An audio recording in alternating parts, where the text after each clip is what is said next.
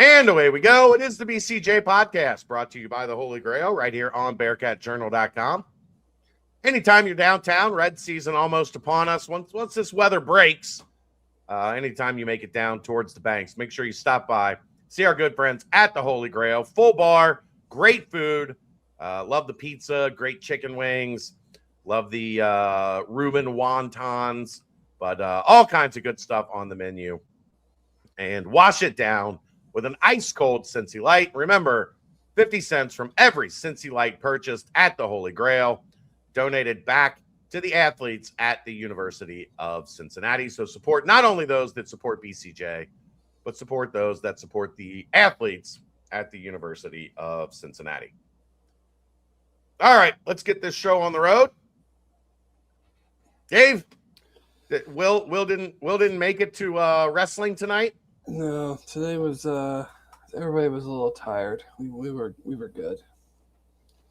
See, you're not in the you're still in the mispractice stage of sports, because a little bit further down the road you're paying like, $5,000 for him to participate in this activity. So get your ass up. Yeah. We're going to practice.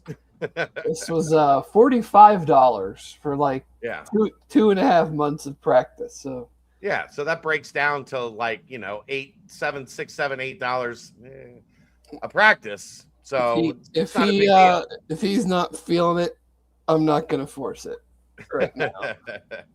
So fortunately, we get to hit the air at 8:00 tonight. How's things going, Dave? Things good?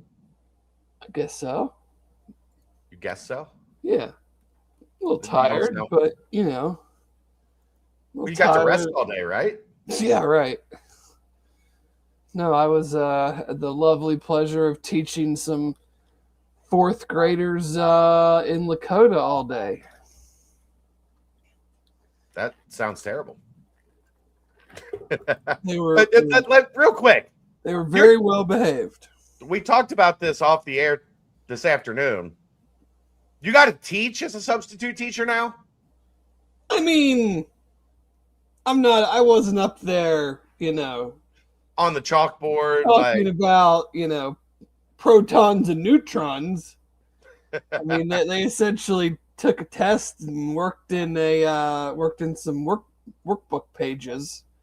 So, man, there was nothing better in the 90s, early 2000s or whatever for you, when you walked into a class and that early 2000s, I was in college. I know. I was 80s, done with school. 80s and 90s. When you walked into class and that TV was on the rolling cart sitting there at the front of the room, there was few things better, brother. No. Absolutely. I guess they just don't do that. They don't do it anymore. It's no. I mean, there's not in the rooms I've been in so far. There's not even TVs. I guess they can maybe play it through some sort of projector thing, but potentially, I don't know. Tomorrow I'm teaching gym. You gonna play some dodgeball? I mean, we'll see. I don't know. We'll see what the teacher has planned. I'm just glad I need to get a track suit, because that's what every gym teacher wears. You do need a track suit. Some gold chains, track suit. You're not Russian. No, I'm Italian. That's what we wear. You've watched plenty of Italian movies and shows. That's what we wear. Track suits and gold chains. All right. But yeah, I mean, maybe dodgeball, maybe some basketball. No, I'm just pumped I can wear sweats and sneakers. That's fantastic. I want to be there for Dave coaching or teaching gym. Mm-hmm. That sounds like something that can't be missed. All right, let's get to it, Dave. Bearcats take care of business last night. The return of Dan Skillings, as I said on the aftermath last night, did get to see Dan chat for a few minutes before the game. He was not overly impressed with the nightlife or the things to do list in Waco, Texas, but maybe a good thing. Like there's not as many options. The thing that surprised me, Dave, he said not really a good steakhouse like selection in Waco, Texas. You would think in a place like that with not a whole lot to do, but there's quite a bit of money in Waco, right? Like you think there'd be a pretty high-end steakhouse in Waco, Texas. And probably a lot of cows. That's my point. Like that's where the cows come from. I was pretty shocked that Dan said not as good as Ruby's. So that part's understandable. Yeah. But still, like I would think there would be a better selection. Yeah, I would too. But Waco is I don't know, never been. So I've never been either. I can't speculate. I've been a lot of places. Waco, Texas is not on the list. And probably never will. Probably. I would rather not. Unless there's like a final regular season game spot in the conference championship on the line. They're in Waco. And even then I probably still wouldn't. Still probably not. Probably still just be at the Holy Grail watching it with the people. Yeah. Bearcats are 3-5 in conference play. One more game against Houston to get to the halfway point. We'll get to Houston here in a little bit, I suppose. But overall takeaways from last night, Dave? Anything or just trudging through what is? I mean, that if I'm just going to be completely honest, which I 99% of the time usually are, yeah. It just felt like an end of January game between two okay, not great teams that you just tick off the calendar and move on to the next game. Like, I think Baba's continuing to play great. I mean, I was just looking at his numbers. I mean, he's got one kind of outlier. I wouldn't even call it a poor performance, but just when you have 18 and 17, it's tough to come up against that. But I mean, his last 5-6 games, I mean, it's double. He's just playing really, really well. I think Chom is playing a lot more consistently. I think sometimes he waxes and wanes from half to half. Sometimes he starts out really good, slows down, starts out not so good, and really picks it up. But that's also hard to do because you're like, as a 5, you're very much reliant on everybody else to get you going versus a guard, so to speak. So, well, he's not exactly like duck in, carve out space, throw him the basketball, Danny Fortson, he's going to get you a bucket type. No. So that makes it a little more difficult. I mean, I know Baba's rebounding is what off, but like, am I being a little too picky looking at he needs rebounding numbers and be like, and thinking you should be getting a few more? No, Aaron and I talk about it a lot. Like, he definitely should be better on the glass. Like, yes, Baba just is so good on the defensive glass, especially.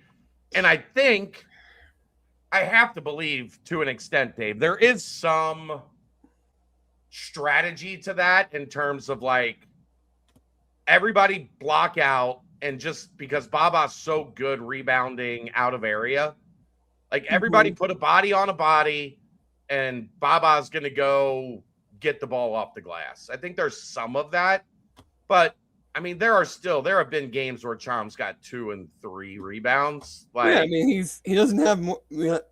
I'm looking back to December 21st, the Clemson game. So I think this is 10 games. He has no more than 6 in any game. Yeah.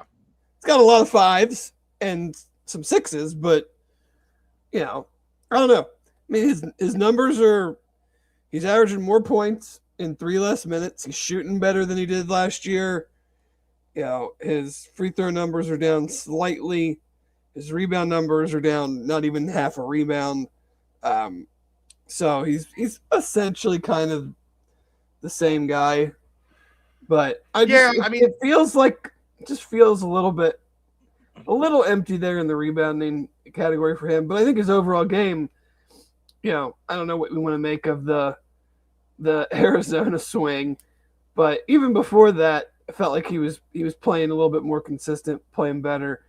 You have those two guys; they're gonna give you a chance against most teams, but the guards have. Day certainly hit some sort of a wall. I mean, he was shooting it over 50% from three for a very large chunk of the start of the season, and has kind of really fallen off. I'll give Wes credit here. They could see it coming, and he talked about it a week and a half ago. Like we've got to get his minutes down. Like he is. Yeah, tired, essentially. Like we have got to figure a way to get him off the court a little bit, to give him a little bit of a breather, because it's clearly wearing on him. And then right after he said it, he has two of his worst games in his 3 years as a Bearcat. His last 4 games, it's 5 for 23 from three. Yeah. Yeah. Had 19 against Iowa State on 3 of 10 from three, and then has 10 points in the last 3 games combined. This is the epitome of what we've talked about with these two guards for a long time. I've talked about it. I talked about it today with Mo. They're inefficient. Like they don't get, I don't know how many times we can say it, but it's not anything new. They don't get to the rim. They don't get to the free throw line. They take a lot of long twos, and they're inconsistent shooting threes. And guess what? That means you're going to have a week or two where things are falling and you look really good.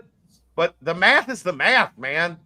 Like that means you're also going to have 2 or 3 or 4 game stretches where you can't throw the ball in the ocean. And when they sync up to where they're both playing well at the same time, or they're both not playing well at the same time, this is what you're going to get. A team that can beat Iowa State and look really good, and a team that can go out to Tempe and lose to an absolute dog shit Arizona State team.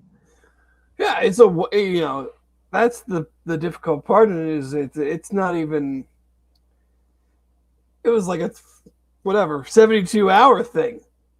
They hit those shots that annoy us in crucial moments against Arizona State, or you can't take it away from. Iowa State. You can't take it away from them. They did it, but they're still the shots that we, on the percentages.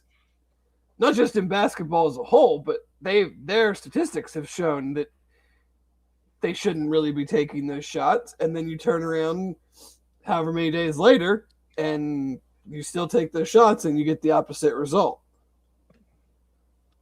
That's why it's the most inefficient shot in basketball, because the math says they're not going to go in, all that often. They're going to go in 40, 42% of the time. If you're a good shooter. Right. For somebody that's really good at that, they're going to go in 42, 43% of the time. And that means, there's going to be a day or two where they're all going and everything looks great and the plan is working, Dave, and the team's playing better and things are looking up. And then the next night, or 2 nights, 3 nights later, whatever it is, all of a sudden one of them's 1 of 7 and the other one's 2 of 10, and you lose by 26. Arizona's really good, but you get the point. Like it is a hard way to live when you're trying to win at this level, because they're not out athleting really anyone, not at this level. So what exactly can you rely on with any consistency? And that's when we get, whenever the end of the Wes Miller era is, whenever we get there, that's going to be the thing, is that the guard play was inefficient. The guard play was not at a level, and this is why you see the losses to Oklahoma State at the end of the season 2 years ago, and West Virginia and Kansas State and Arizona State this year, West Virginia this year, who's not any good. It's because you're an inefficient team and you can't rely. It's like if you're a fan of the Reds, what's the biggest concern with the Reds going into this season? They don't have enough offense. Why do they have enough offense? Because they got too many guys that hit 250 and under and nobody that can hit home runs. Well, guess what? Then you're going to struggle to score runs more often than not. And that's where this Bearcats offense has been. No doubt about that. I think one of them, we knew that coming in, but that's just the style of players that they had. And I don't know if it's been I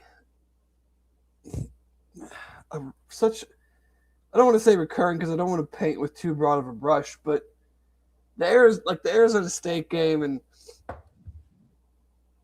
other instances as well that I'm sure fans can think of where offensively it's who they are. It's how they're constructed. Even above the inefficiencies of the guards is like they just at times they make it so hard on themselves when they don't like I think I tuned out of the Arizona State game at the Baba Miller push that ended up not being a flagrant. Oh, it's a flagrant one. No, it was. I might have fallen asleep there, but like the first half, the defensive effort that Arizona State was putting on the floor was abysmal. In the first half was so bad. Yeah. And yet you still figured out a way to turn the ball over. Was it 10 or 11 times? It was at least 10. It might have been 11. I stopped counting at 10, whatever the case may be. All they had to do was walk the ball up the floor and pass it maybe more than 2 or 3 times, and someone was going to be open. Yeah. And they couldn't even do that. And so we can we're not arguing. I don't think there's any arguments to be made. No. But you can have conversations about roster construction and shooting efficiency of certain players. I'm just like, great, we can have that conversation. The conversation to me is that those things are part of who you are, and yet it doesn't even matter because you can't even get the ball up the floor against a team that's not trying to take that. I think I don't want to divert my thought, but this might be my biggest problem that I've had over the last few years is the number of turnovers that they commit against teams not trying to force turnovers. And then you find yourself in these games and you're like, how the hell did we lose this team? Oh, maybe because you gave away 11 possessions in the first half against a team that isn't really trying to minimize possessions. Like they're fine playing at pace. And every time you played with pace and passed the ball a couple times, I felt like a guy was standing wide open under the basket for a dunk. Yep. And you couldn't get out of your own way with veteran guards and just handing the ball to them. I mean, it's one of those, it's another, like, I vividly liken it to the Kansas State game last year. Oh, the Kansas State game last year. Kansas State tried, without verbally telling UC that we want you to win and we don't want to be here. Yeah. They essentially did that without using their vocal cords. And UC was like, actually, guys, we don't want to win either. And then finally, Kansas State was like, I guess, man. Fine. If we have to. And look, What did I say about Arizona State going into it? It's the most predictable thing ever. The coach called him out. He's shit all over him. I can't get through to my players. They're not listening. I don't. This is the worst season of my life. You knew that they were going to respond, right? That's the Custard's last stand. The thing is, though, it wasn't like they responded playing great. Well, they made some shots. Their defense was terrible. But that's my point. It's like it wasn't because they're bad, right? And you still couldn't do it. Like 68 points against that defense. It's wild. Like I guess it's not like they're the worst wild. Power. They're as bad as an offense as there is in the Power Five.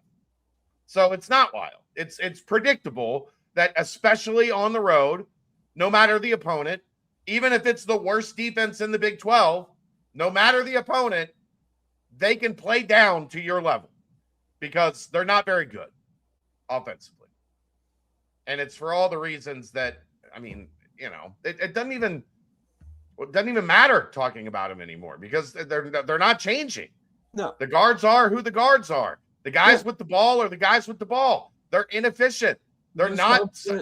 Hope they have some games coming down the stretch where they make some of those tough shots. Yeah. I mean, like last night, I'll give credit to Jizzle. He took good shots. He was open. He hit 5 of 6 from 3. He was 1 of 5 from 2. Yeah, because his 2-point jumpers are 6 inches closer than his 3-point jumpers. The one he took was at Iowa State. It was either Iowa State or Colorado.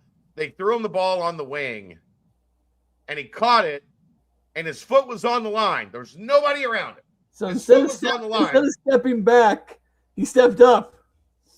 No. He just shot it? With his foot on the line and had time to, like, take 6 inches back to get his foot behind the 3-point line and was just like, this is my bread and butter, baby. Let it fly. Clang. It's I will like Carrie Hoffman on the board brought up an interesting conversation today. And you know, I don't want to get too deep into it, but Baba Miller in terms of being like an all-around guy that impacts the game. And that he's one of the best Bearcats ever in terms of he can handle the ball, he can pass the ball, he can defend. He's defended at a much higher level than I expected from him. I was talking with one of my NBA scout friends about that last night, how much better defensively he's gotten this year than he had been at his previous stops. I mean, if he could shoot, one, he wouldn't be here. He would have been in the NBA last year or the year before. Right. But everything else, and he is as good of a defensive rebounder as I can remember. We've talked about this, like, you know, Trey Scott and Gary Clark and Hicks and Maxiel. A lot of those guys were great rebounders, but they did a lot more damage on the offensive end. Mm-hmm. Baba as a defensive rebounder, there are times, Dave, that I just don't think anybody else has a chance. Unless the ball just bounces so far away from him. He had 12 defensive rebounds last night. Yeah. That's pretty, like, that's not a crazy number. Yeah, that's pretty crazy. He's had a bunch of games with double-digit defensive rebounds. I don't know about a bunch, but he's had one other one in the last 10. That was Lipscomb. He had 15 defensive, but I mean, still 6 against ASU, 4 against Arizona, 7 against Iowa State, 8 against Colorado, 6 against UCF, 7. He's had a nice little run of offensive rebounding the last 5 games. He's gotten a little bit better on offensive rebounding, but I mean, 12, 8, 15, 11, 14, 8, 7, 9, 10, 9. It's frustrating that I'm not going to say first team because the conference is just so great. and there's dudes everywhere, but like you're wasting a season where you have one of the 10 best players in the conference. Yeah.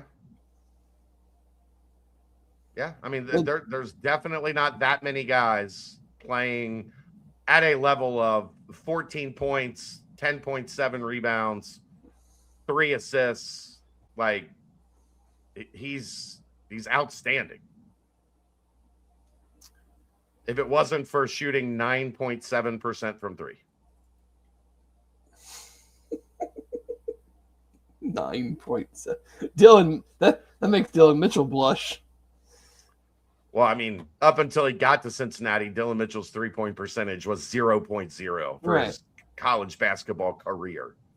I was asked by an NBA scout friend yesterday, Dave, if you were drafting, say, 50s in the NBA draft, like second round, back end, middle to the back end of the second round, would you take Baba Miller or would you take Dylan Mitchell? Oh, I'm taking Baba Miller. Yeah, I agree. I don't care. I mean, yeah, he can't shoot the 3, but neither can Dylan. Yeah, he rebounds better. I'll take the extra 3-4 inches, as Brent would say. That's a lot of inches. That's a lot of inches. So many inches. Handles the ball significantly better. Yes. Better passer. I mean, like, you put him on in. I mean, I view it all from the OKC lens. You put him on the Thunder in the second unit as he's not a stretch 4 because you have to make threes to be a stretch 4, but he would fit that. He'd be a 4, a little bit more of a traditional 4. He would fit that spot. And heck yeah. Like, what is in the pros? What is Dylan Mitchell doing in the NBA? He couldn't do the thing that he would be doing in the NBA in the Big 12. Right.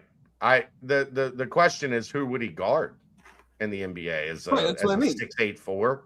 Right. Like he couldn't do that in college. He's going to do that in the NBA. Matt, this is an interesting question. Do you think West just doesn't believe in having a number 1 dude? You would have thought he would have learned his lesson. I think he's felt like he had number 1 dudes. I think he just weren't. Has misevaluated.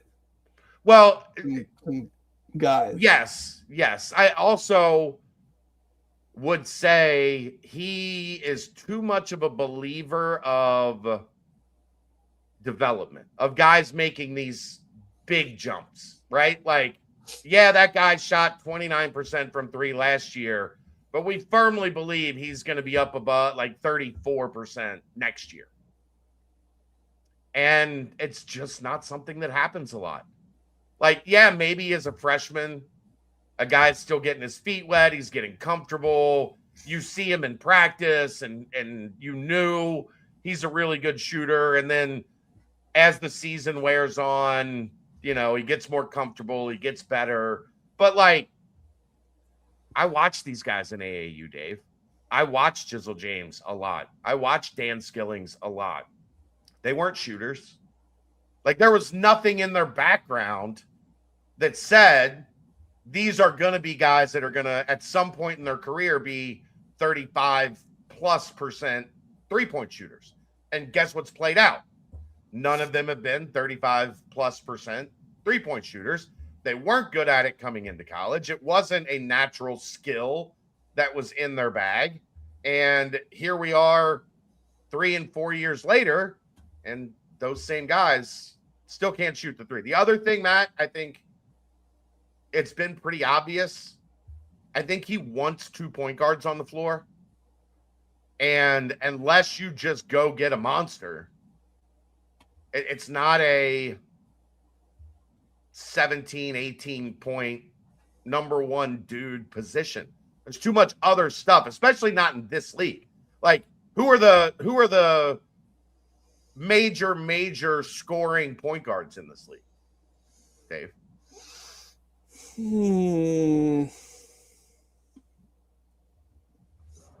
Rob Wright, maybe the only one. Yeah. I mean, I'm not as well versed. I mean, who do Jaden you Brad- consider Bradley playing at- point guard at Arizona? Bradley. I mean, Yeah, Christian Anderson, but these are elite dudes. Jaden Bradley, Christian Anderson, Uzan's kind of up and down, but he's got Fleming and he's got Sharp with him. Taman Lipsey's not a great scorer. Kansas doesn't have a great scoring point guard. Rob Wright at BYU, who's solid, but not like, and he's got two other dudes that are better than him offensively. Right. I think, but I think it's the I'm looking at it as like the mentality. Yeah. Versus like the sheer numbers. Because I mean, if Rob Wright had to get more buckets like he did at Baylor, He probably could. Yeah. Then he would. Because he has that. I think he's that type of a guy. To me, if you're going to be a guard like that, you either do one of two things, or both. Ideally, is you shoot it well from three, and you can get to the basket and draw fouls. And Day shoots it pretty well from three. Doesn't get to the basket, doesn't draw fouls. Jizzle doesn't really shoot it. I mean, he did last night, but on the whole, he's not a three-point shooter, and he also doesn't really get to the basket and draw fouls. It's very hard to accumulate a bunch of points as a guard on nothing but 2-point jump shots. Well, Dave, if you go back like to the last time UC really had, or the last couple times UC really had a number one scorer, Darren Cumberland lived at the free throw line. Like it was good 3-point shooter and lived at the line. Got to the basket. It was a surprise if he didn't have 5 free throws every game. Oh, 5, yeah. But I'm saying, I'm saying that's if he was below 5, it was like, oh, what was wrong with the rest that day? Him, Troy, Sean Kilpatrick. That's the next name I was going to go to. Deontay Vaughn even got to the line. Good 3-point shooters and could get to the basket and either create for somebody else, make the layup, or draw the foul. Like I would be hard pressed, and I'm not going to do this because I frankly don't care. But I mean, Day in the last 10 games has 6 games where he didn't take a free throw. That's incredible. Jizzle, the last 10 games, has 4 games where he didn't take a free throw and 2 games where he took 1. Day did not take 1 in any of the games. He took 2 in 3 of the games. So of 10 games, 20 games of total of the guys, there's 9 games where they didn't take a single free throw. Yeah. And then there's 5 games. So 14 games total where they took 0, 1, or 2 free throws out of 20 games. So as a guard, you're going to, like, we just spent how much time talking about efficiency. When you're 2 guys averaging roughly, 25, 30 minutes or so a game, in 20 games worth between the two of them, have made a grand total 20 free throws. 1 a game. They've made, yes, your 2 starting guards are averaging 1 made free throw a game over the last 10 games.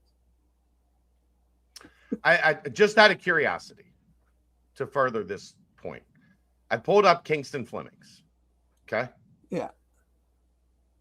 He had almost 40 the other night. So. Well, but let's get into it, right? 27 points last night against TCU. 9 of 9 at the free throw line. 42 points against Texas Tech. 8 of 10 at the free throw line. 26 against Arizona State. 3 of 3. 31 against West Virginia, 4 of 4.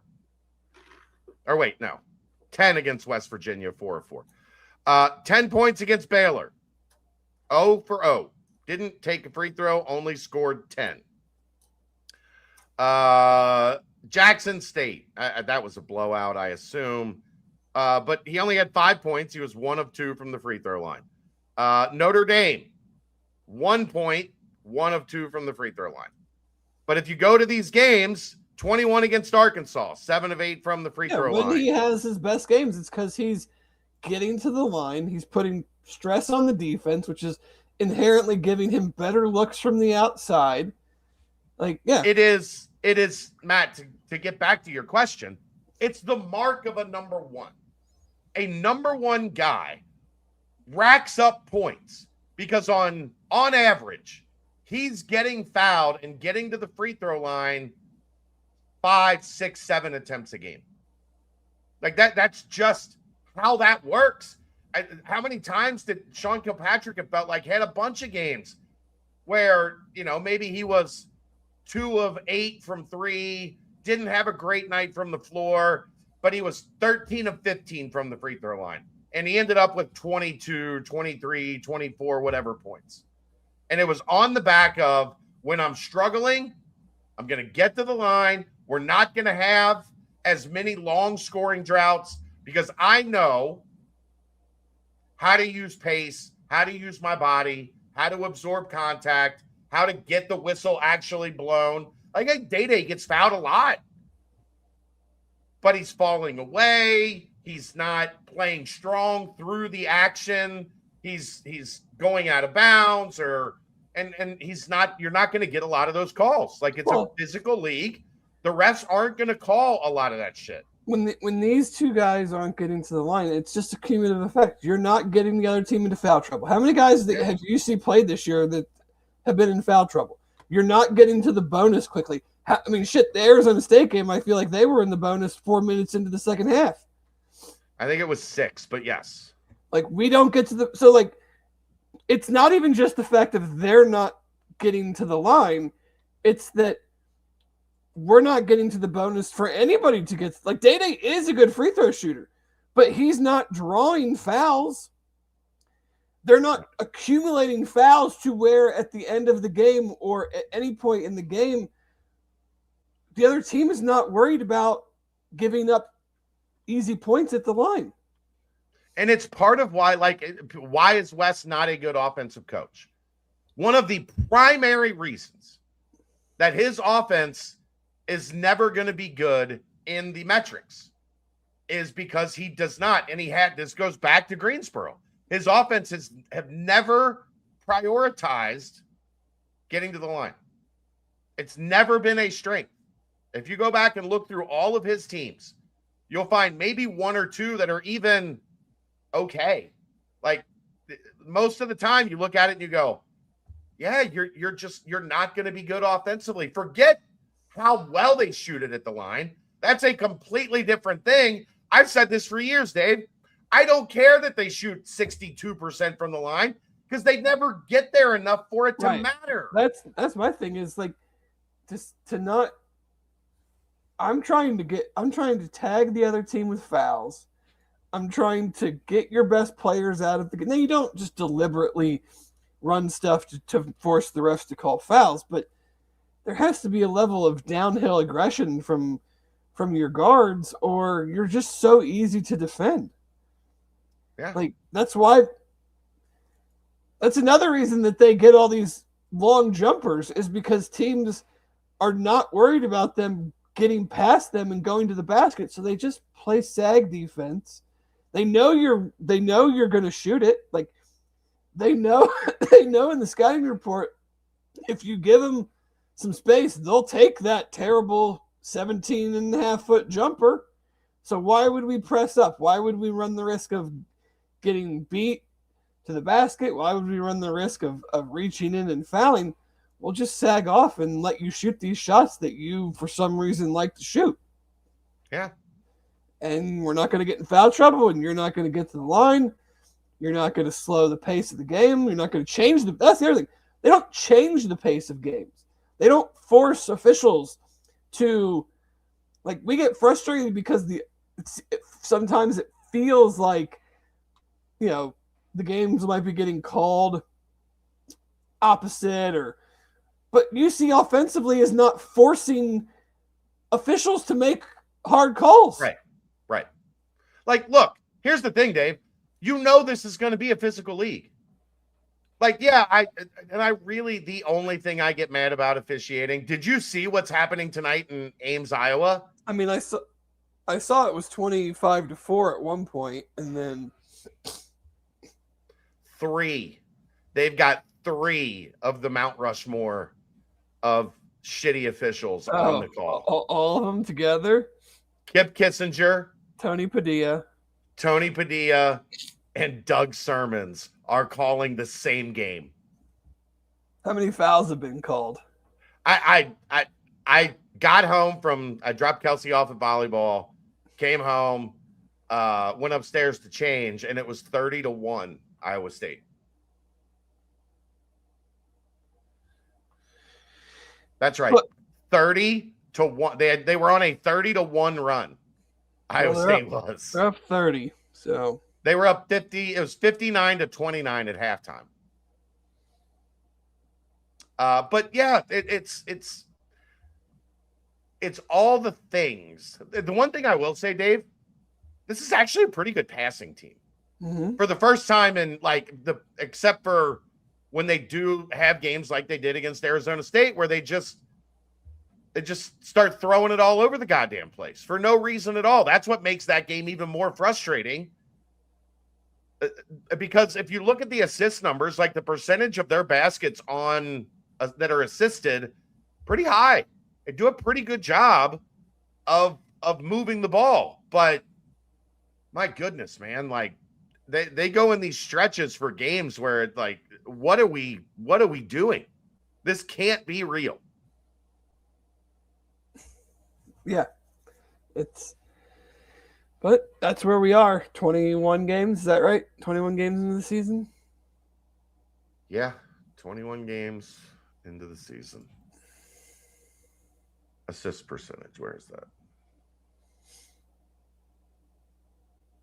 7th in the country in assists per field goals made.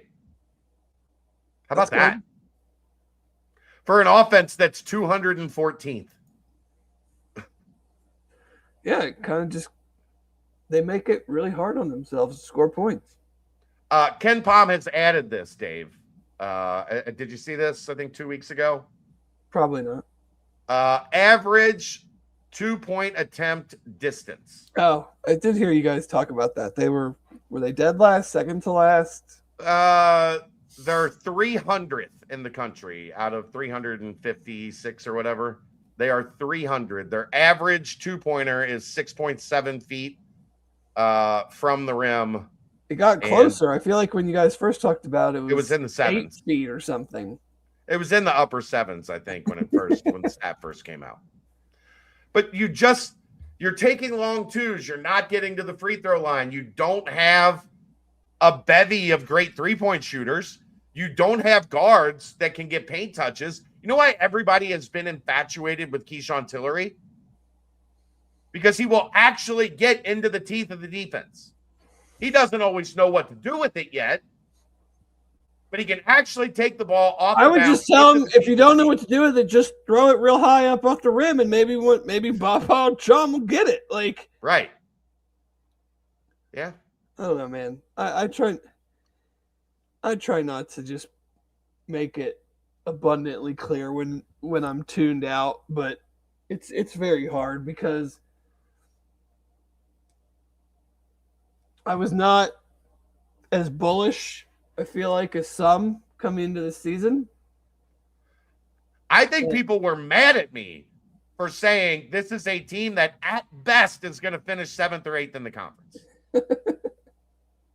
And that means they've got a very thin margin for error because there's only going to be 7 or 8 teams that make the tournament. So if you're 9th, you're out. If you miss your mark by 1 or 2 games, you're out. Because I didn't see a team that was going to be able to pass those top 6 teams in the league. And you were right on it too. You weren't as high on them as others were. No. So, I don't know, man. It's, you go to Arizona, the result's the result. It's, played a good first half, but that team's just really damn good. But then to turn around and do what you did against Arizona State, I don't know. I mean, teams have bad games, and I get all that, but I feel like you used up that, it was just a bad game. You used that up a couple too many times, especially that first half where you should have been blown. I mean, the game should, for all intents and purposes, the game could have, should have, would have been, should have been over. And instead, you got another team that really is, they've lost 7 of 8. Like, they were on a monumental slide. And the only team they had beaten since December 13th at that point was Kansas State. At home by 3. Like, that's just a terrible team. Terrible team. And they dominated you for the most part, especially in the second half. Mo asked me today, Dave. Yeah. Is there any chance they go down to Houston and beat the Cougars? No, there's not. Yeah. I mean, here was my take on that. Generally, when you're playing those teams, you get one shot, right? Like, you don't get a redo at the upset. And Cincinnati was up 10 at home with at the into the second to last segment. No, it was earlier than that. Was it? It was like 17-minute mark. Was it? No, I thought they got a 10-point lead back. Yeah, because it was 40-30, and then I remember I made the point of saying that they scored, Houston. It was. Yeah, because Houston scored 27 points to UC's 10 the rest of the game. I still thought that at one point they pushed it back to 10 after that. But anyway, either way, you had a chance. The opportunity was there to beat Houston, and you let it slip through your fingers. You're not going to their place and repeating that. Like, the chances of that happening are incredibly slim. Right, because we're February now. We're in no more slip up mode for Houston. We're in, all right, now we're working on a 1 seed mode. Like, now we're working on how do we win the Big 12 again mode. They're not losing this game. And their freshmen aren't exactly freshmen anymore. Yeah. Like, that's what I loved. I was excited to see Houston as the opening game on the Big 12 schedule. Because I thought if you're going to get them as young as they are, if you're going to get them, you're going to get them at the beginning of the conference schedule. Or maybe they hit an Iowa State, 1 or 2 game lull. But for the most part, a Kelvin Sampson team, when they get to February, those dudes are locked in. Right. I don't feel great about this one. No. And and I don't say this because it's if they do this, then they've got a shot, because I don't think they do. But they don't have a shot. No. The 4 games after the Houston game, they're winnable. Yeah, they're all winnable. I mean, if you go less than 3-1 in that stretch, then what? No, I know. But 3 of the 4 at home, and no, there's no ultimatum. It's just more frustration of we're again at the point of the same thing. And that's the same thing that has happened in the last 2 years. 3 counting this one. Is we've talked so much about how do you get into that top 6? Well, you got to beat the teams in the top 6 while also not losing to the teams that you're better than or on equal footing with. They're 0-3 against West Virginia, UCF, and Arizona State. They had 2 balls in the air to win West Virginia and UCF. Neither of them went down, and they got punked at Arizona State.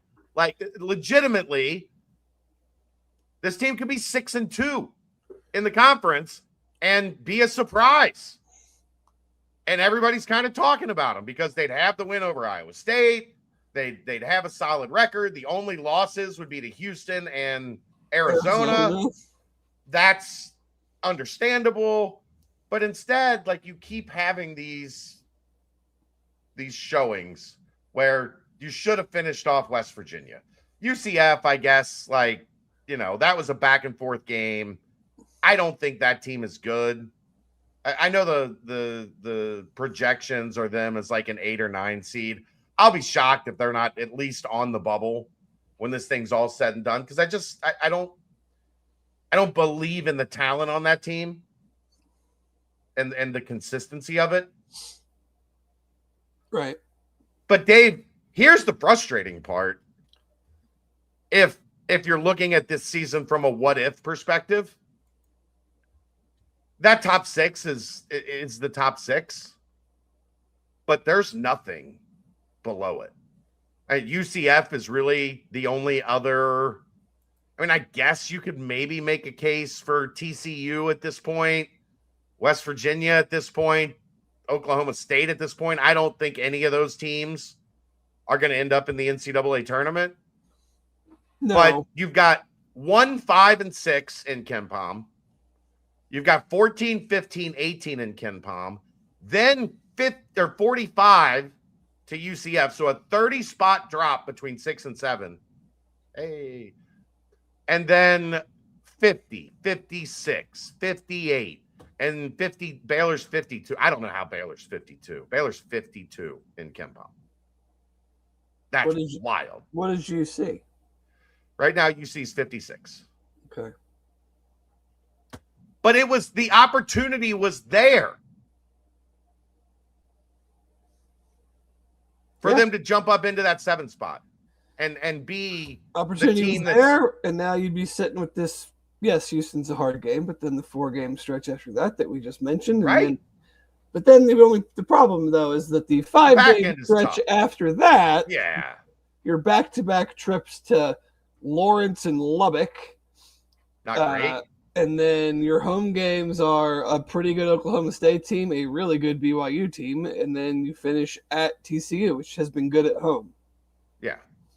But if they could have got to this point with 5 or 6 wins. Right. And then you win 3 out of 4, so you're at 8 or 9 conference wins. And then get 1 or 2 more, and now you're messing around on that bubble line.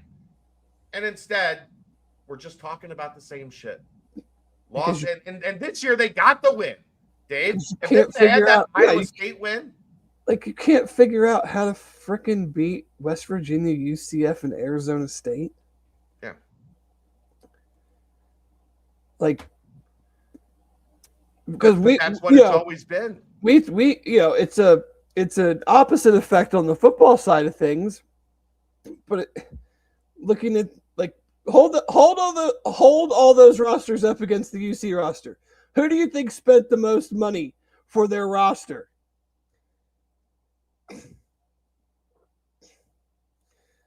Like, we have the opposite conversation with football. Oh, yeah, they can't beat this team because they got all this more money and blah, blah, blah, blah, NIL, yada, yada, yada. Well, who do we think spent more money on their roster? This UC roster or Arizona State's? This year it was UC. Last year it was Arizona State. No, that's what I'm saying, though. This year's UC roster or West Virginia? Cincinnati. This year's UC roster or UCF? Cincinnati. Well, you bought the players. And I'm never going to be mad about buying the dudes. Like, that's the way it goes. You bought the players, and you still can't get it done. Because you believed that what you had was good enough at guard. Yeah. And look, the injuries, all that stuff. That's college basketball. That's just sports. Yeah. It's like, I don't mean to like put this into a Bengals conversation, but it's like, oh, what went wrong with the Bengals this year? Joe Burrow missed 9 games and Trey Hendrickson missed 11. Your 2 best players missed more than half of the season. That's what went wrong. Yeah. But that's sports. And you had the one way to do it last year, and you did a 180 outside of 2 guys. And I'm not saying that they're having these issues because of the 2 guys. It's much deeper than that. But we've now done it the 2 ways you can really do it.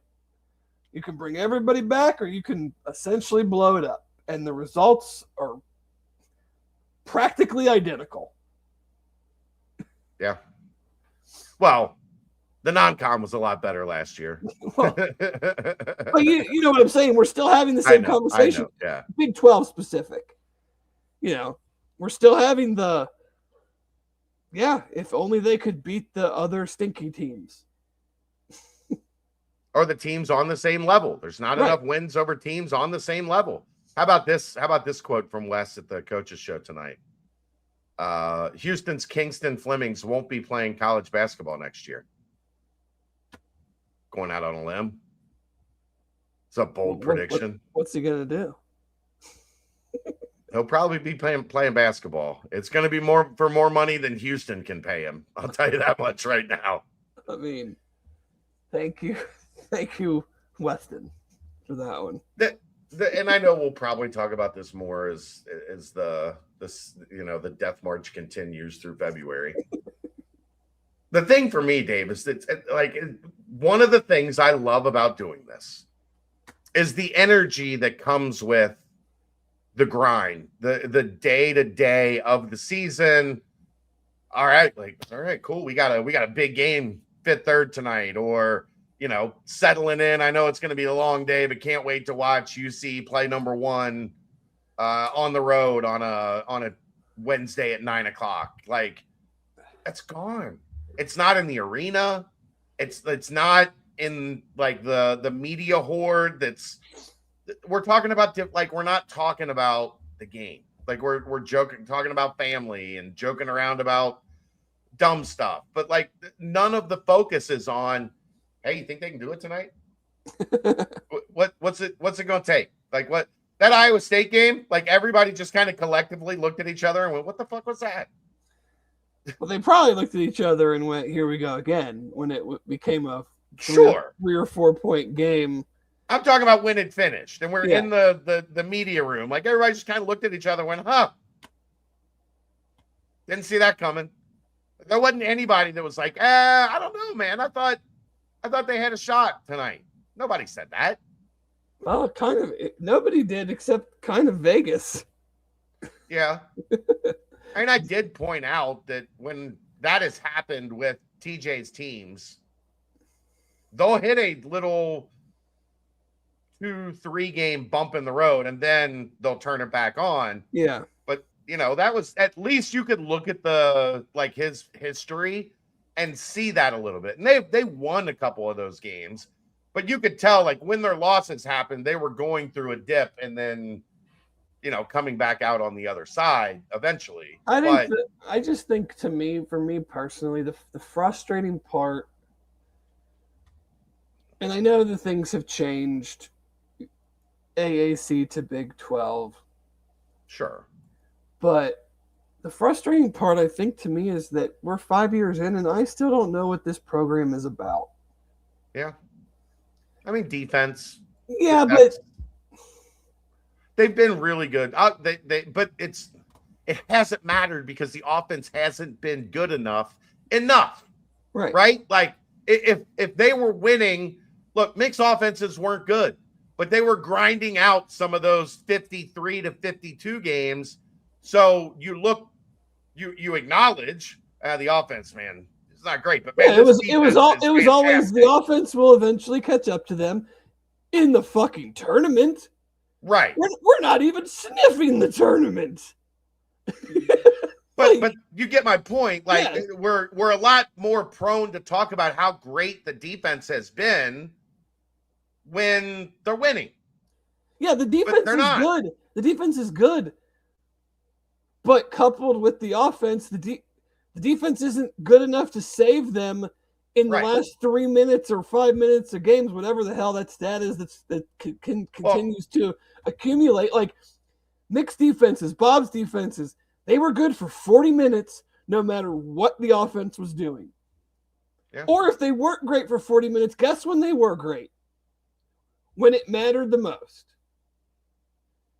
Majority of the time. I mean, we don't need to, we're not trying to play the greatest hits here or anything, but it's like, I just don't know what they're about, man. So it's hard to stay totally mentally invested and totally bought in to the game of it when things aren't going well, when there's nothing to call back on and say, this program is going through a little bit of a rough patch here, but I know what they're built on. I know what they're about. And I've seen them fix it, and I've seen them figure it out before. So I believe they can do it again. That might be the biggest thing, is that over 5 years, and this happened a lot last year, 1 loss became 2 losses, became 3 losses, and who was the guy that was saying enough is enough?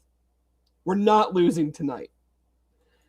That guy has not been on this roster for several years, and there is no track record of things aren't going well, but we know how to dig out of it because we've done it before. Now they lost 2 games in a row and they turned around and beat Baylor, but that's not really what I'm speaking to,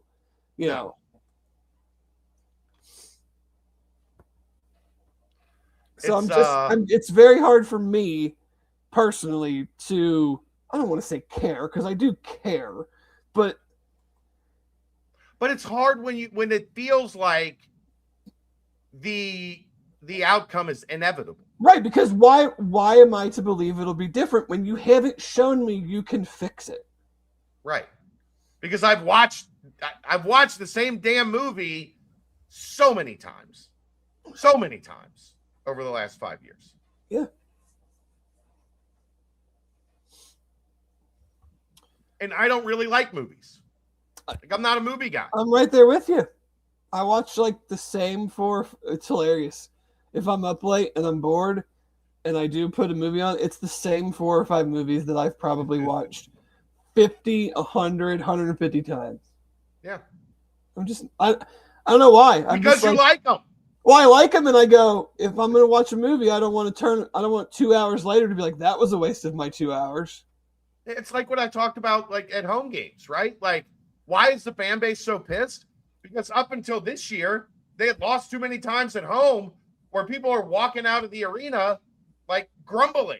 Nobody wants to do that. Nobody wants to spend $150 and walk out pissed off. Matt wants to know what my movies are. Yeah. Okay, so my favorite movie is Ocean's 11. I've probably seen it conservatively 300 times. Okay. Ocean's 13 I like. Let's see what else. All the John Wicks. Have not seen Ballerina yet. Let's see. Lord of the Rings. That's a long one. Those are all long ones, yes. And let's see. The Big Short is a go-to. I've watched that. That one's probably the movie I've seen as next to as many times as Ocean's 11. I really like that movie. But yeah, I mean, I just kind of watch the same movies because I just like them and I know I'm going to enjoy it. But yeah, I know it's good. Like, I was surprised that they didn't screw up the Iowa State game. I mean, I'm trying not to be cynical about it, but like that was you're kicking their ass all game. One guy gets hot. They cut the lead to 4 or whatever. They have the ball. And it's just like, oh, wow, we actually scored on 2 straight possessions to bump it back up to whatever, 7, 8, whatever it was. I was gobsmacked. I was like, this is the absolute time when we do something dumb. They come down and hit a 3, and now it's anybody's game. They didn't make a field goal in the last 7.5 minutes of the Baylor game. Yeah, no one. I noticed that. I feel like no one's talking about that one. I mean, we talked about it a bunch last night, but the last 7.5 minutes of the game, they didn't make a field goal. And it wasn't like it was a parade to the free throw line. No, because they don't shoot free throws. Like sometimes those are misleading, right? Like, oh, they didn't make a field goal the last 7 minutes of the game. Yeah, well, they went 13 of 14 from the free throw line. Like, okay, maybe they could have made a couple more shots, but they were still being efficient, and it all goes back to the E word. They were still being efficient offensively. Yeah. They won last night because Baylor stinks. Yeah. Like, let's just the defense was good last night for sure. And West did a good job mixing in the zone. They rebounded well. Like that's one of the reasons this year, Dave, that the defense maybe doesn't look as dominant as it has felt in the past. But Baba's so good on the defensive glass that it's one possession and over the large majority of the time. So the defensive metrics get better because you're not giving up second chance points because you have the second best defensive rebounder in the country. Yeah. Oh, he's dropped to 6th.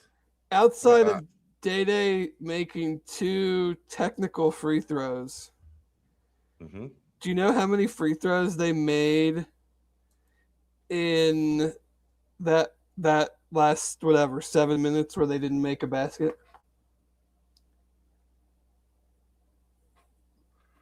I'm gonna without confidence say 2 because my heart wants me to say 0, but I'll say they made 2. It's 2. Jalen Celestine made 1, and I think Chom or Baba made 1. Yeah. Not counting the 2 that Day made on the technicals. Yeah. Scott Drew losing his fastball. I think he's struggling with how to do this in this era. I genuinely look. You know what? You know when it's easy to build a roster, Dave? When VJ Edgecombe is on your roster. Like that dude is a monster. Well, yeah, and you had the one big dude that transferred there from Miami. Yeah, and Rob Wright is a freshman. Like you had but when you've got VJ Edgecombe, building your roster, like you can find guys that can work around 6'4", do everything guard that on any night can put 30 on you. Mm-hmm. When you don't have that guy, and I'm sure they felt like or they hoped Yosefu was going to be that guy. Playing Cam Carr. Yeah, but Cam Carr's soft.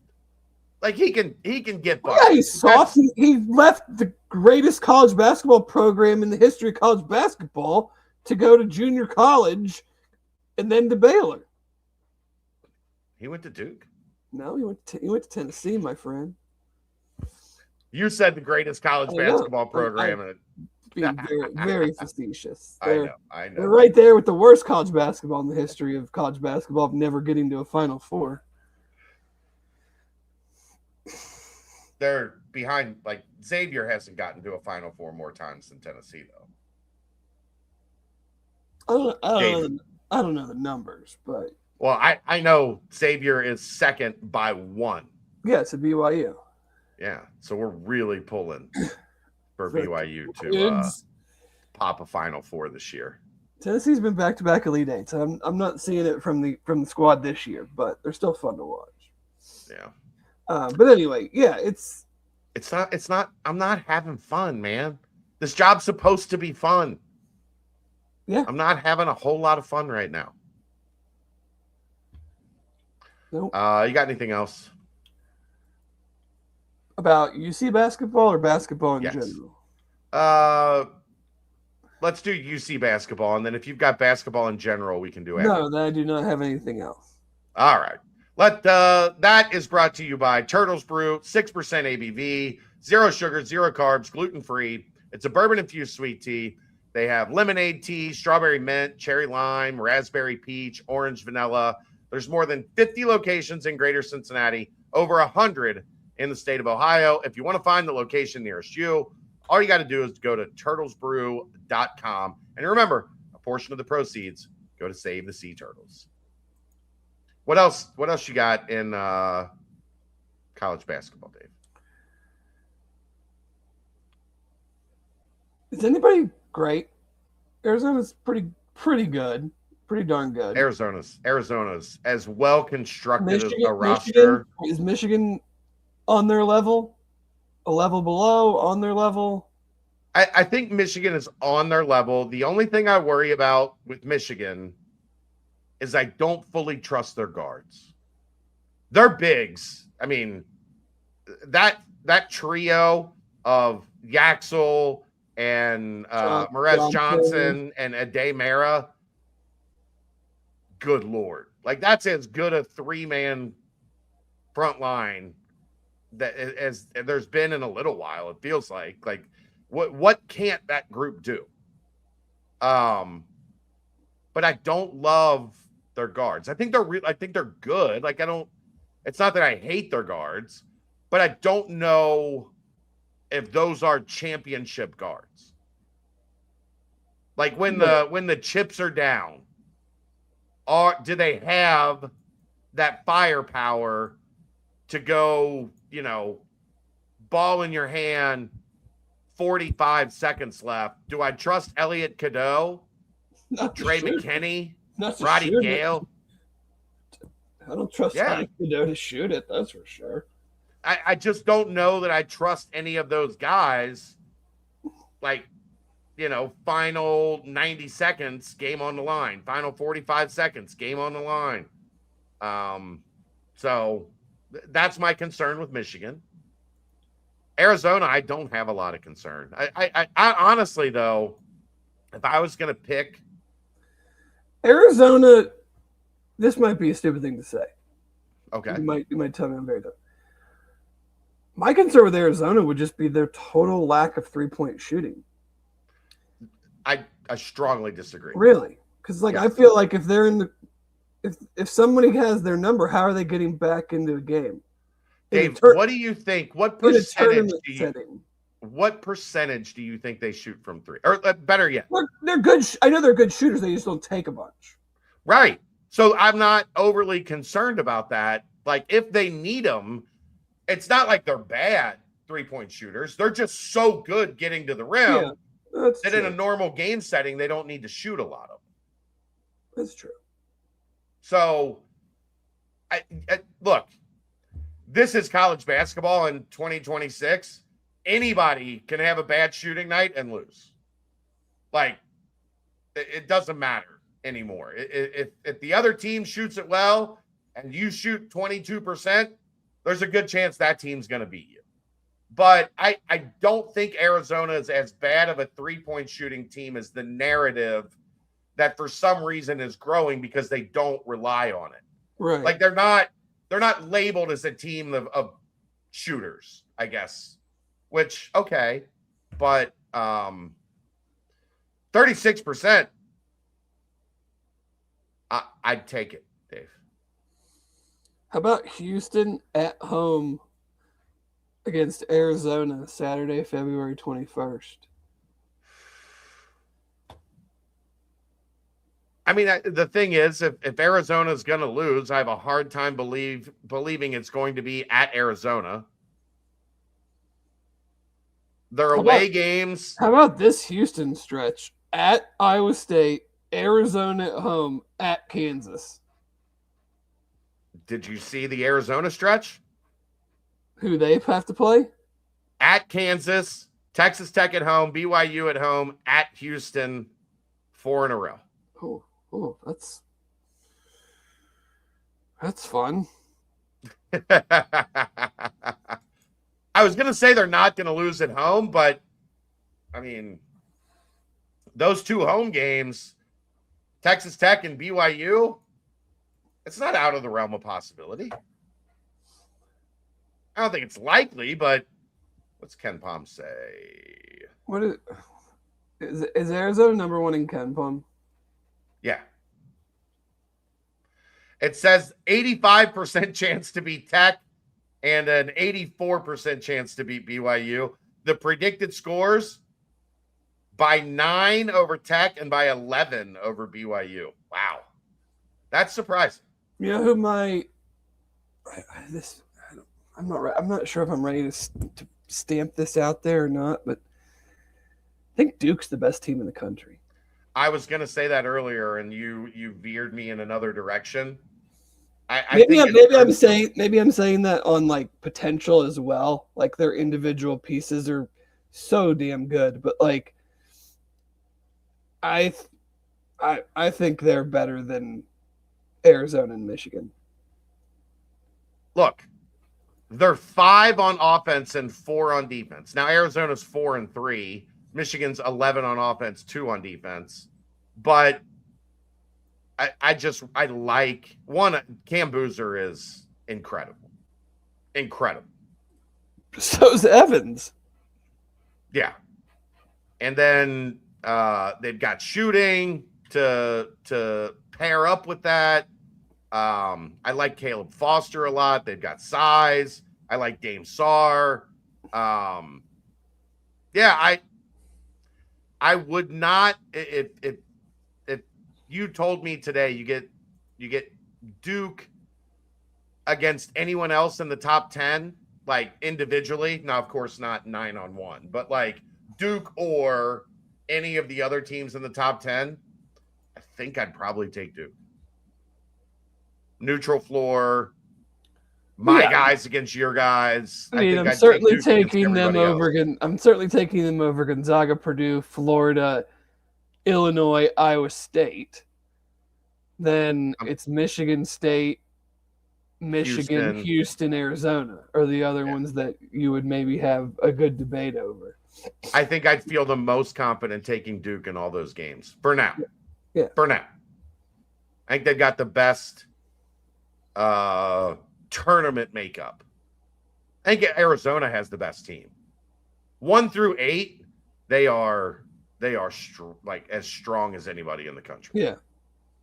Role allocation, guys that can do different things, guards, forwards, Boozer really just good big men. Boozer just changes the dynamic so much because I agree. And I mean, you can say better than me. Is there? I don't know if there's anybody in the country that can match up with him, just from an individual player-on-player standpoint. I mean, I'd love to see like him and Yaxel go toe-to-toe. Yeah.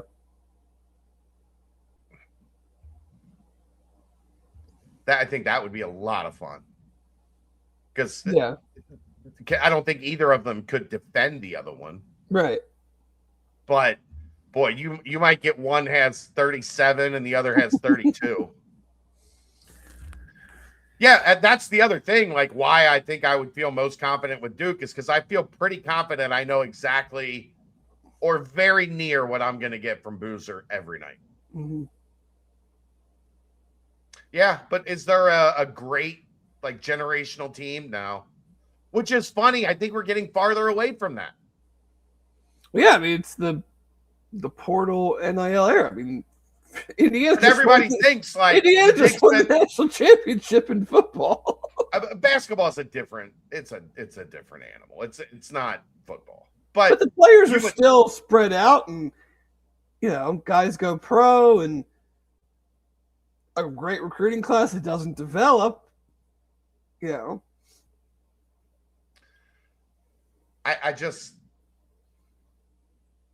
I don't know that even with the opportunity, and I'm sure there's going to be another Coach Cal, right? Like a superstar coach that like everybody is drawn to, and you end up getting like he did at Kentucky, like John Wall and Boogie or Anthony Davis and who was the wing? Michael Gilchrist. Yeah, Gilchrist. Like you're at some point somebody's going to be that hot name, right? And it's going to click, and they're going to get the right mix of like 3 or 4 top 10 guys, and they'll have a quote unquote super team. Yeah, his name's John Shire. Probably. Now that he's showing he can win, probably. They're probably the most sure thing. Yeah, year over year for sure. Yeah. Like you go get the 2 best, number 1 and number 4 in high school, and then you go get the number 2 and the number 7 transfers in the transfer portal, and all of them hit, and you're looking at a super team. Yeah, because 2026 Duke recruiting class. 3 5-stars. Yeah, I mean, but that's every year. Right, but I'm saying he's going to keep doing that, especially if they win a title or something like that. I think they've already shown enough. Yeah. You know what I mean? Oh, yeah. I agree. I was just looking at something real quick. Yeah, they don't have. It's not dominant yet. The only like elite type they've got is Cam Williams. Bryson Howard's good, but not like, jump off the page. Darren Rippey, we'll see. I think he could get to that level by the time he gets there. But nobody's gotten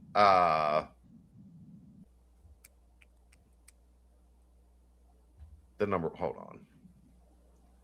Their rankings. Tyron Stokes and Jordan Smith. Is Tennessee recruiting Jordan Smith? It feels like that's a guy that Rick Barnes would love. I don't know. Then if you don't know, they're not. Oh, Duke's the favorite.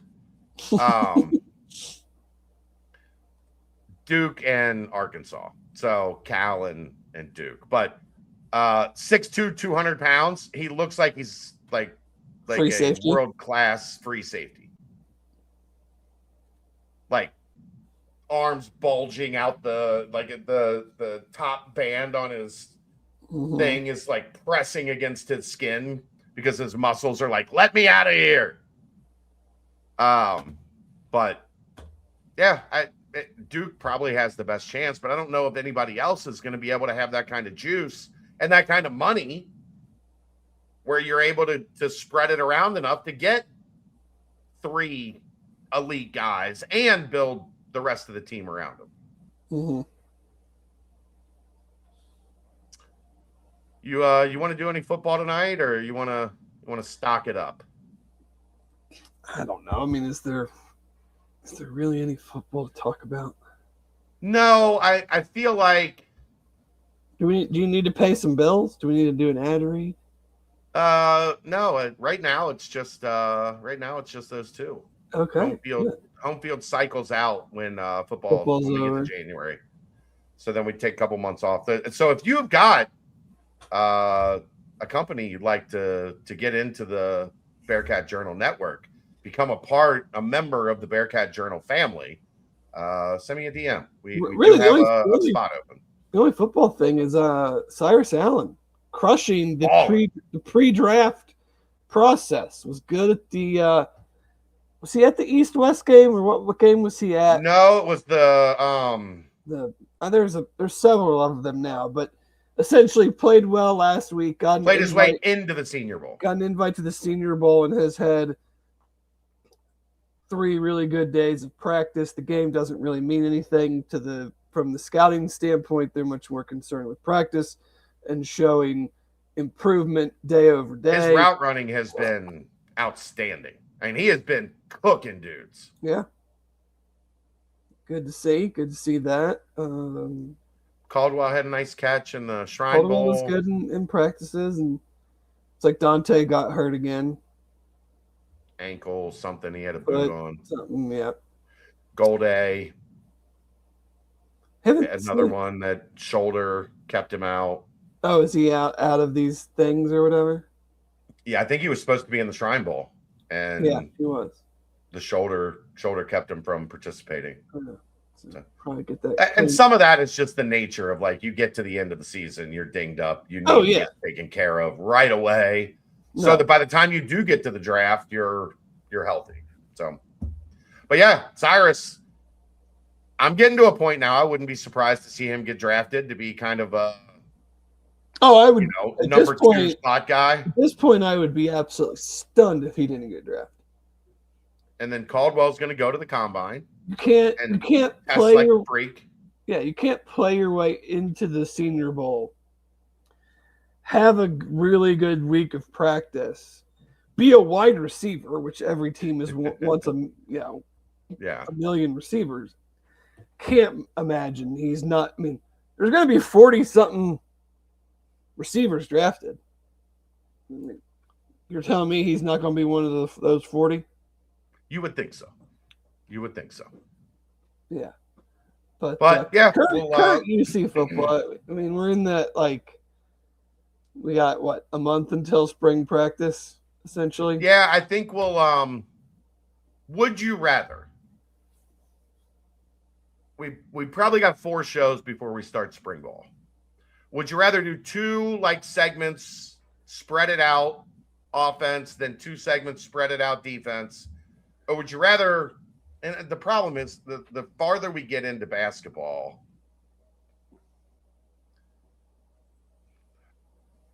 how much are we going to spend? We're not going to spend an hour, I don't think, unless something crazy happens. We might need the content to spread it out a little bit. Do a couple positions and then come back and finish it up.